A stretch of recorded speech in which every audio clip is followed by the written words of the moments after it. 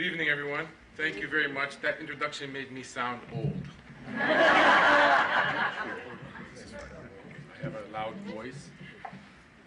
All right. Congratulations on a successful conference so far. I actually got here as soon as I can, because I heard from our Secretary of State, John Kerry, that peace may break out any minute now in Palestine and Israel. I honestly worried because I thought I'm going to fly all the way from Palestine and find that the conference was irrelevant. Not only that, I thought we'd all be irrelevant because as soon as peace peeks its head out and moves from being a slogan to reality, what's going to happen? I mean, can we even envision Palestine free from Israeli apartheid, free from military occupation, free from economic domination, free from house demolitions, free from arbitrary control, free from the threat of literally being denied entry to access the occupied territories, let alone to do anything to try to build Palestine? And to scare me out of my wits even more, our Secretary of State has promised to mobilize $4 billion, yes, that's a B, $4 billion to support the Palestinian economy over 3 years.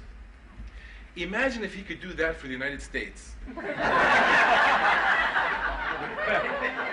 mobilize more than half the size of the economy in 3 years.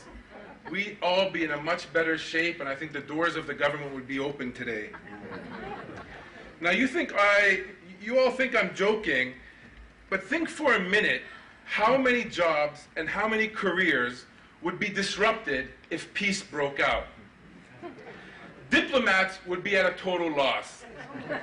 They have been raking up so many frequent flyer miles, they would not know what to do because they're so close to that next business trip airfare.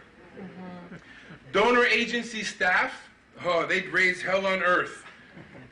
What happens if Palestine moves from being a mega receiver of funds of taxpayer dollars around the world to having a normal economy that can compete in the world? Then there's the non-governmental organizations. How would the bulk of them find a post-occupation job?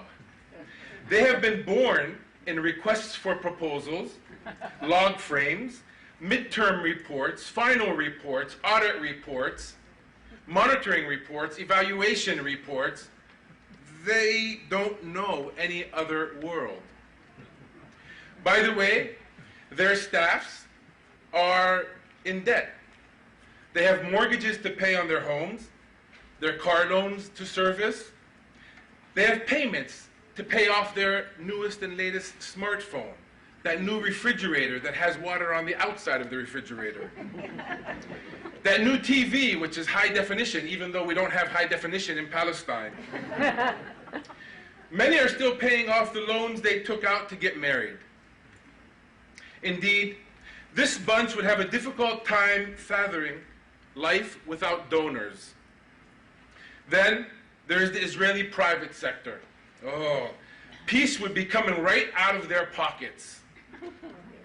After Israelis systematically created conditions that forced the Palestinian economy to be structurally dependent on the Israeli economy, most Israeli businesses have developed an entitlement across the West Bank and Gaza and East Jerusalem. What do you mean? Allowing Palestinians to tap their own natural gas in the Sea of Gaza for their own use? What do you mean? Allowing the Palestinians to have their own frequencies so they can provide their own phones, 3G services? What do you mean? Allow the Palestinians to tap their own mines, God forbid, so they can actually deal with stone and marble for their construction industry without us being in the middle? Are you nuts? Then there are the politicians and the lobbyists, the ones we love best, and all of those who handle them on both sides of the divide, Palestinians and Israelis. As a matter of fact, across the ocean in the US as well. An entire cohort that know nothing but conflict management. They know nothing. They are foreign to building healthcare systems that work. They are foreign to building an education system that increases the quality of education instead of decreases it. They are foreign, seriously foreign, to be able to address even secondary education, so our students in Gaza don't have to go to school in 2 shifts. Instead, they can wake up in the morning and play in the afternoon. Yes, indeed, politicians and lobbyist organizations like AIPAC would go into collective cardiac arrest if peace broke out. The list is long, but thank God I got here in time. Just in time. Peace with justice is nowhere to be found. How can I be so sure? Well, as we all sit here wondering how far the progress in the negotiations have gone, how close are they to resolving the seemingly intractable conflict? Take note of this strategic development. As soon as I landed in Boston, which was the first leg of my trip, I was sent by a friend breaking news from the negotiating front. It is so revealing, I must just read parts of it to you, just 2 sentences. It comes from a press release from the Israeli Ministry of Defense. It says, and I quote, "In a meeting held yesterday, Coordinator of Government Activities in the Territories, Major General Itan Dangot," for those of you who didn't get it, that's the CEO of Occupation, and Israel Football Association Chairman Avi Lazon, agreed upon the establishment of a joint mechanism for supporting Palestinian football activity. It goes on. The topics in the meeting included issues such as meetings between football teams within the Palestinian territories and inter-regional activities outside of them. End of quote. We're not talking about Israel-Palestinian teams coming together. We're talking about games inside the occupied territory or games the Palestinian team would like to play somewhere else. So while we all wait for this military occupation to come tumbling down, the parties to be are attempting to arrange a soccer match between 2 Palestinian teams. By the way, if you Google that, you'll find out that there's been a follow-up meeting that was held a few days later in Zurich, Switzerland. Oh, this being the case, we can all rest assured, our conference is as relevant as it will ever be. 65 years of forced dispossession is alive, but not well. 46 years of military occupation is alive, but not well. The failed Oslo peace accords is alive, but not well. Israeli intransigence is alive, but not well. U.S. blind support for Israel is alive, but not well. Even our national soccer team development is alive, but not well. I noticed some of you squirmed in your chair when I noted the blind support the United States gives Israel. I don't blame you. As an American, I share your discomfort. And I must be fair and note that not all parts of America have always turned a blind eye. Just in case we have doubts, let's think about the U.S.-Israeli relationship for a moment. First, on November 29, 1947, when the United Nations General Assembly passed a non-binding resolution artificially partitioning Palestine, not all were blind. That resolution, Resolution 181, was not only non-binding, but one can also credibly challenge if the United Nations even had the legal authority to partition Palestine at all. When 1948 came rolling around, buried deep inside the history books, one can read what happened next. The United States, along with China and France, was withdrawing from its earlier commitments to partition Palestine. On March 19, 1948, in a statement by Ambassador Warren Austin, the United States representative at the Security Council at the time, he said, and I quote, "My government believes that a temporary trusteeship for Palestine should be established under the Trusteeship Council of the United Nations to maintain the peace and to afford the Jews and Arabs of Palestine, who must live together, further opportunity to reach an agreement regarding the future government of that country. We believe," the United States, "we believe that the Security Council should instruct the Palestine Commission to suspend its efforts to implement the proposed partition plan." And on that exact same day, March 19, 1948, David Ben-Gurion, who later became Israel's first prime minister, responded to the U.S. idea of trusteeship. He said it at a conference in Tel Aviv, a press conference in Tel Aviv. He said in reply, and I quote, "It is we who will decide the fate of Palestine. We cannot agree to any sort of trusteeship, permanent or temporary. The Jewish state exists because we defend it," unquote. And the rest is history. May 14th, 1948, 6 p.m. Eastern Standard Time, David Ben-Gurion declared that the State of Israel will be established on May 15th, 1948 at midnight Palestine time. At 6:11 p.m., same day, Eastern Standard Time, the United States recognizes Israel on a de facto basis. Yes, it took 11 minutes of deliberation. A little-known fact, on that same evening, shortly after 11 p.m. Eastern Standard Time, United States Representative to the United Nations, Warren Austin, left his office at the United Nations in disgust and went home. Secretary of State George Marshall sent a State Department official to the United Nations to prevent the entire resignation of the entire United Nations delegation for the U.S. No, ladies and gentlemen, our country has not always been as blind as it is today. But sadly, history is only molded by decisions, not the dynamics and not the discussions.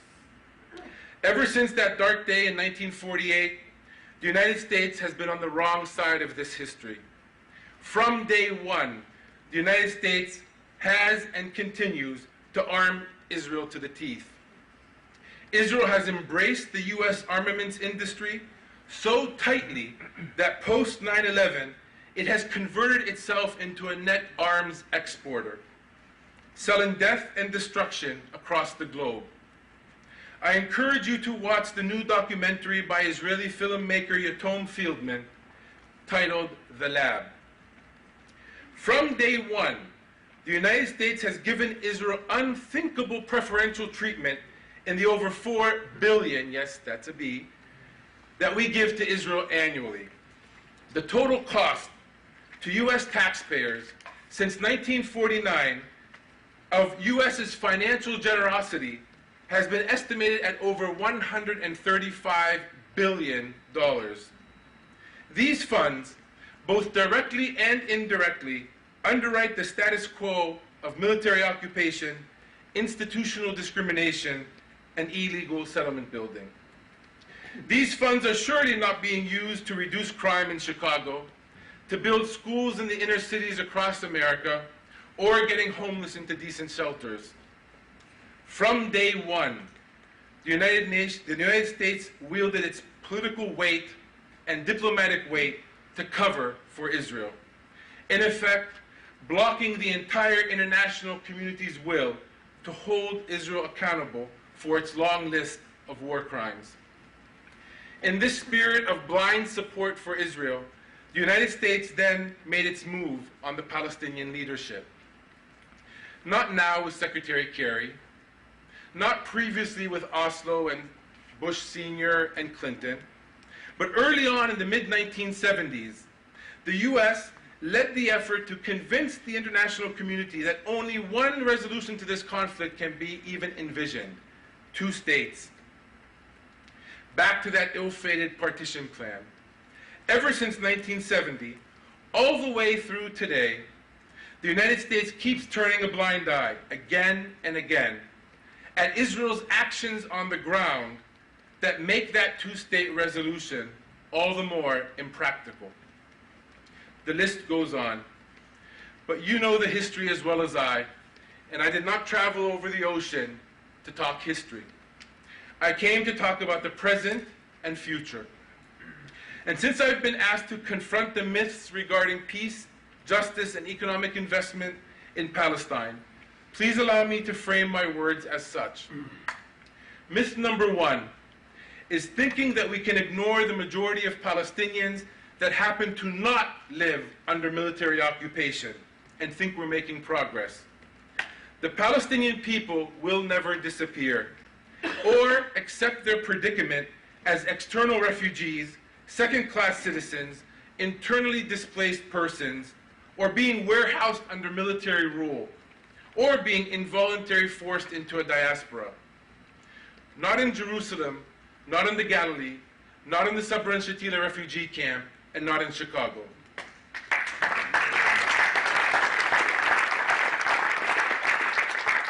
Myth number two is that if we continue to throw money at a political problem par excellence and think we can solve it, we can't.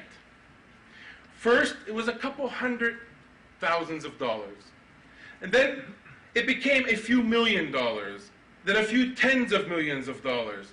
Today, after 20 years of allowing what the World Bank calls structural damage to happen to our society, the millions have turned into $4 billion. The issue is not about funds, no matter how important funding is.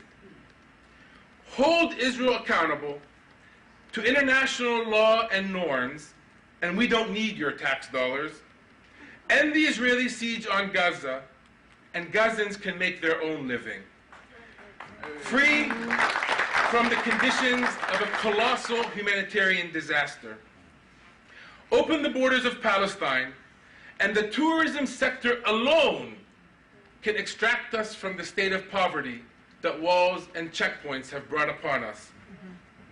Myth number three is to think that we will remain trapped in a failed paradigm of two states when Israel refuses to accept the paradigm and always has refused to accept the paradigm.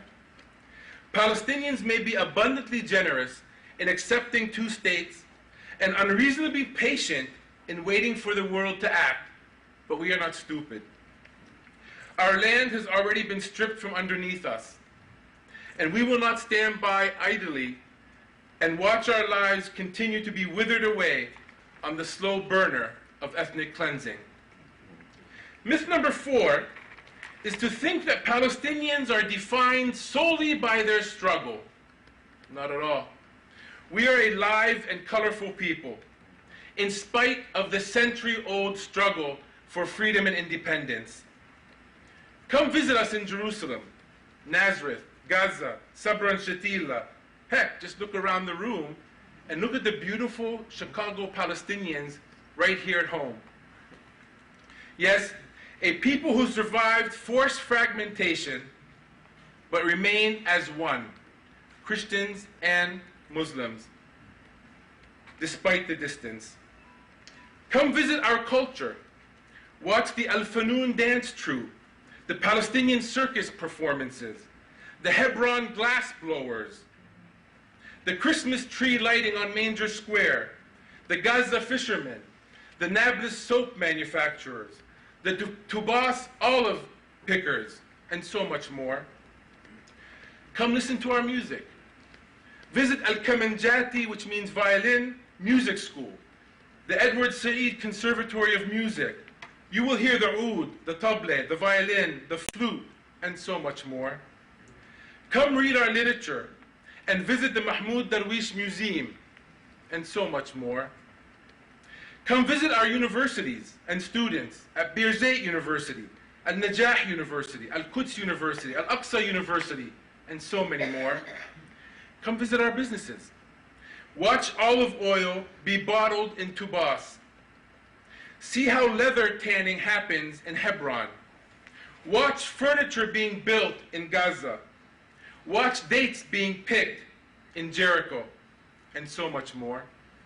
Yes, this is a people who are astoundingly still alive, even if not well. But listing myths is not enough. We must go beyond the historical narrative, no matter how accurate it is. We must widen the tent of Palestine and get others to be serious and engaged with an eye on impact in everything we do. What do I mean? I mean we must get political. In Palestine and across Palestinian communities worldwide, I'll be the first to question the popular legitimacy of our leadership, whose terms have long expired and political platforms long collapsed. But the fact of the matter is, until we Palestinians get our act together and change the leadership, what you see is what you get. In the public sphere, there are no vacuums. Here in the US, we must get political too. US policies may be crafted in Washington, D.C., but their ingredients are imported from 50 states. Until we mobilize ourselves to get into the face of political America, we will continue to live in the comfort zone of our solidarity circles. I mean, we must get focused. Of course, we must resist occupation and discrimination. That goes without saying. But how we resist must continue to develop and evolve into more effective tools. Too many of us, including UN agencies, the World Bank, and the EU, are engaged in bean-counting Israeli occupation violations, and too few of us are strategizing on how to spill the jelly bean jar. The grassroots movement of boycotts, divestments, and sanctions have put us on the right path, but we have much more to do. Why are Israeli state bonds still in United States municipality portfolios and state treasuries? Why are the shelves of the public libraries across America still lacking the latest publications on Palestine? Why are dozens of United States non-profit organizations allowed 501c3 tax-deductible status when they are dedicated to supporting the illegal settlement enterprise in the occupied territory, which violates not only international law, but US law as well? And why the hell is Congress even entertaining giving Israel a free waiver, a visa waiver status, when they continue to humiliate, detain, and deny entry to Americans, Palestinian and other, trying to reach the occupied territory? But getting focused does not stop here. Even as we set our sights on Palestine, we must focus on more than just the wall and the checkpoints. We must also focus on health care, the education system, job creation, and how we're going to govern in general. We don't have the luxury to resist the occupation while ignoring the reality of the community living under the occupation. And finally, I mean we must get economic. We learn in school the discipline of political economy. So why in real life are we always viewing politics and economy through separate lenses? There is no loss of others who are planning our future, Israel being the first. Donor states each have a plan for Palestine. The World Bank has a plan for Palestine. Tony Blair and the Quartet have a plan for Palestine. Obama and Kerry are developing a plan for Palestine. The Rand Institute in D.C. have a plan for Palestine. And the list goes on. It's past time that Palestinians and the world of solidarity that surrounds us put on our economic caps. Economic investment is a form of nonviolent resistance. While under military occupation, we create jobs not for the sake of growth, but for the sake of survival. Every job we create in Palestine keeps a family engaged and on the land, constructively on the land. When we realize that the crux of this conflict is land and people, we then see why this is so important. You can come and visit and photograph what's happening to the land. It's been raped, annexed, occupied, settled, dried up, walled in, and fragmented. But what is happening to the people is much harder to photograph. How do you photograph the loss of hope? How do you photograph unemployment at 24%? Poverty, nutrition, humiliation every day, declining education, and so on. It's past time that we all engage Palestine's economy by investing, linking, and supporting Palestine's business community with others around the globe. Why aren't Chicago's business leaders considering investment opportunities in Bethlehem? Why are Maine's fishermen not linked to Gazan fishermen? Why aren't U.S. universities seeking out opportunities to link up and partner with Palestinian universities? You get my point. But let me share with you the walk of the talk. What is being proposed here can happen. As a matter of fact, as was noted in the introduction, it happened this week in Chicago, and it only took a handful of amazingly dedicated persons. It started with an organization called Sabeel, calling for a conference. Reverend Atiq, thank you for everything you do. Then I got a call from my longtime friend, Reverend Don Wagner, who reached out and convinced me that the tide is turning in the United States and that we need to all redouble our efforts to put America back on the right side of history. Thank you, Don, for everything you do. Next, I got a call from the retired business consultant, Ed Thompson, who asked me to spend a few days before and after the conference to give a few talks. When I agreed, Ed and his team of volunteers reached out to their networks, and the few talks turned into a breathtaking schedule across Chicago, which put me in front of, bear with me, the Chicago Council on Foreign Affairs, the Chicago 10, the Francis Parker School, the Kellogg MBA students, the LaSalle Church downtown, the Arab Business and Professional Association, African American pastors assembled at the Trinity United Church of Christ, J Street, Worldview radio program, Kellogg Executive MBA students, a private meeting with Mr. Marshall Bennett, and Columbia College talk tomorrow. I can happily depart Chicago Monday morning knowing there's no one else to talk to.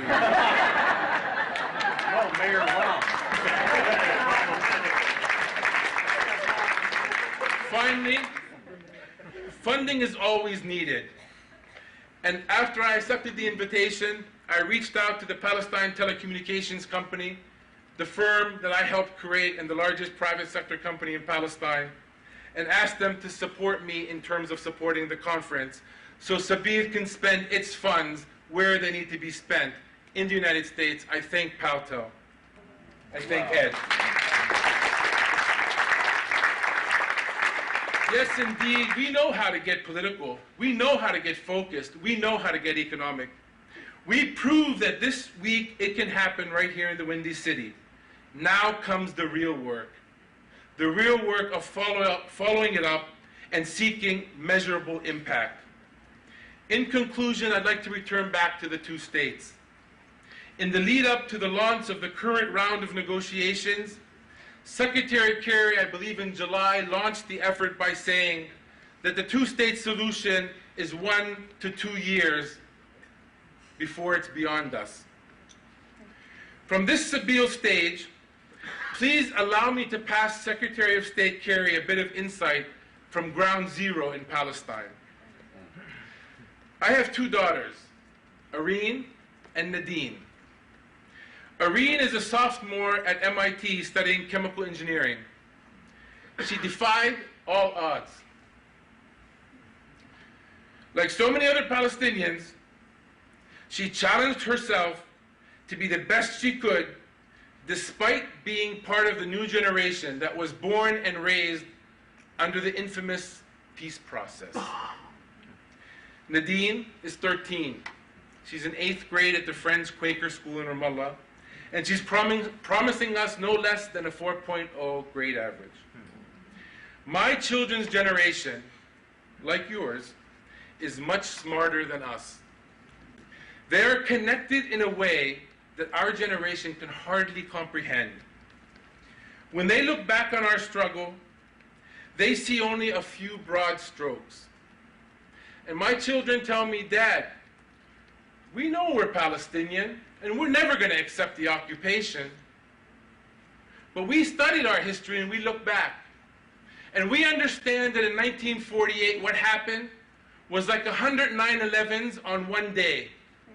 And you did what any country would do. You fought back. For about 20 years, you fought back. And you know what, Dad? You proved that we don't know how to fight.